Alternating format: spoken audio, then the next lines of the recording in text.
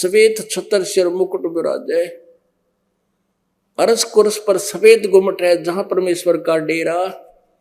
গরিবদাস সাহেব দেৱে কৈছে, পৰমেশ্বৰৰ মহিমা বৰ্ণনা কৰি যে মই নিজ চকুৰে দেখিছোঁ অৰস কুৰুচৰ অন্তিম, ইয়াৰ আকাশৰ অন্তিম চূড়াত অৰ্থাৎ সতলোকত তাত এখন বগা গম্বুজ আছে, বহুত ডাঙৰ, আৰু তাতে পৰমেশ্বৰ থাকে।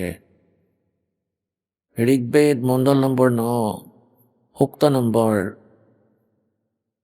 86 মন্ত্ৰ নম্বৰ 27 কোৱা হৈছে যে সেই পৰমাত্মা তৃতীয় মুক্তিধামত থাকে। শিৱলোকৰ তৃতীয় পৃষ্ঠাত বিৰাজমান হৈ আছে। ঋগ্বেদ মণ্ডল নম্বৰ 9 সূক্ত নম্বৰ 96 মন্ত্ৰ 18 কোৱা হৈছে যে সেই পৰমাত্মা তৃতীয় মুক্তিধামত থাকে, আৰু এয়াই নিজ চকুৰে দেখি অহা সন্তই কৈছে।